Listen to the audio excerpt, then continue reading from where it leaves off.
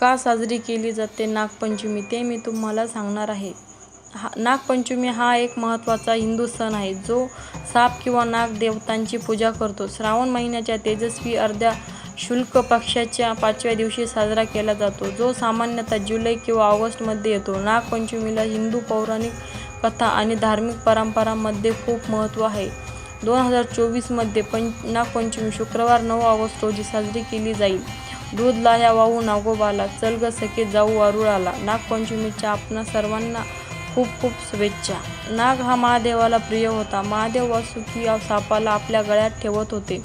नागपंचमीला नागाची पूजा केल्याने महादेवाचे आशीर्वाद मिळतात. हिंदू धर्मात नागपंचमीला जास्त महत्त्व आहे. नागपंचमी ही श्रावण महिन्याच्या शुक्ल पक्षाच्या पंचमीला साजरी केली जाते.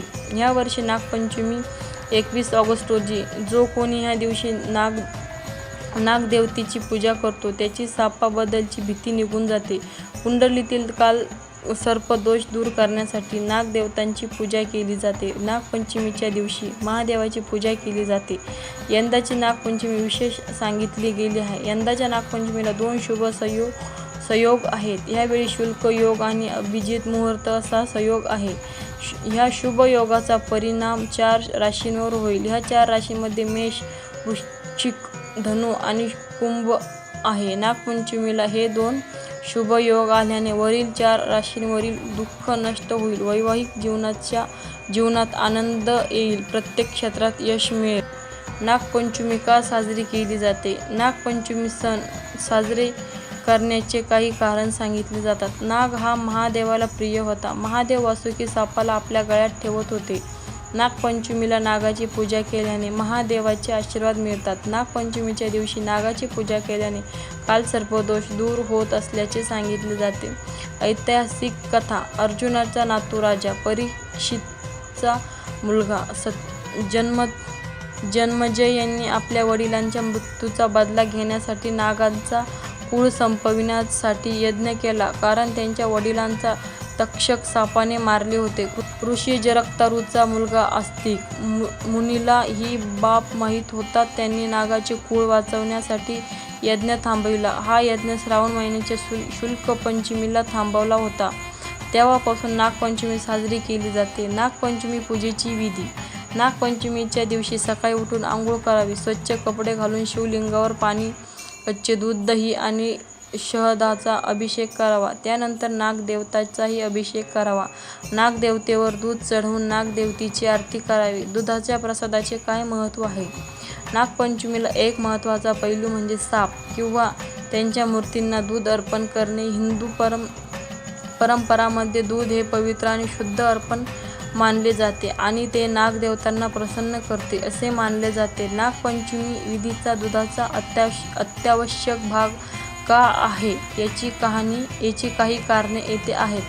शुद्धतेचे प्रतीक. दूध हे शुद्धता, पोषण आणि जीवनाचे प्रतीक म्हणून पाहिले जाते. नागदेवतांना दूध अर्पण करणे हे भक्ताचे शुद्ध हेतू आणि आशीर्वाद घेण्याची त्यांची इच्छा दर्शवते.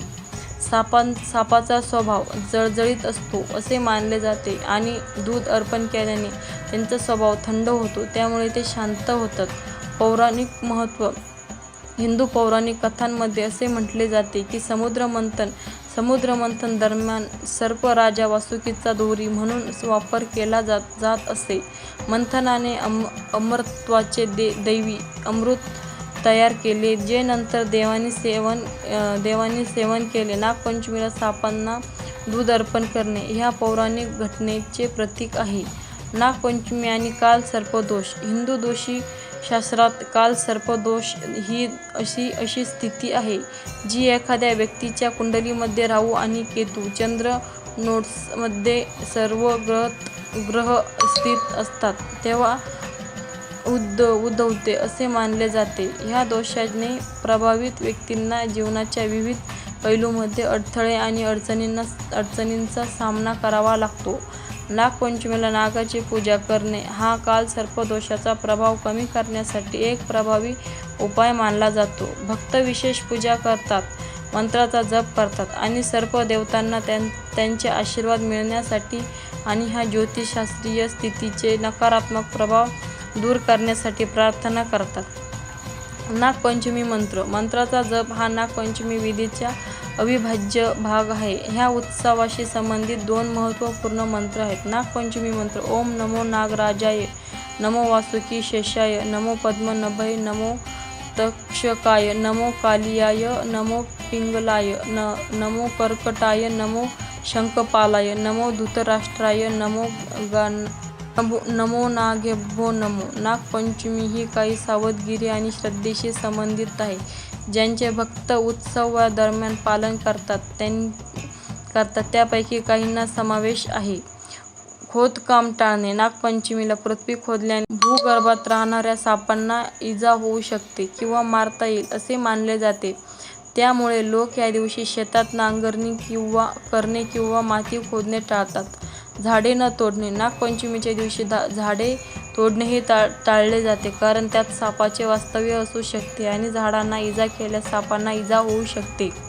उपवास. काही भक्त नागपंचमीला उपवास करतात. दिवसभर फक्त फळे आणि दूध खातात. उपवास हा शरीर आणि मन शुद्ध करण्याचा आणि सर्प देवतांची भक्ती दाखवण्याचा मार्ग मानला जातो.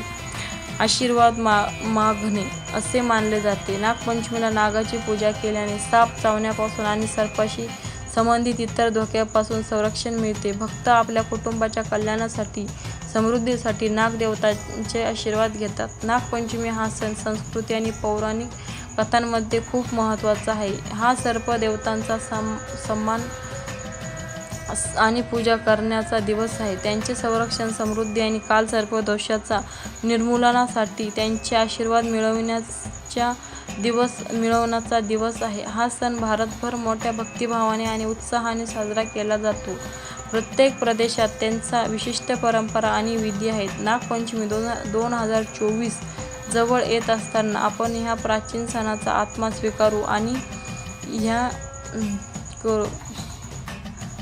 स्वीकारूया आणि नागदेवतांना आदरांजली अर्पण करूया. दूध अर्पण करून, पूजा करून आणि मंत्र जप करून आपण त्यांचे आशीर्वाद मागू शकतो आणि त्यांचे संरक्षण घेऊ शकतो. ह्या मंगल दिनी दैवी नागांची आपल्या सर्वांना सुख आणि समृद्धी देवो.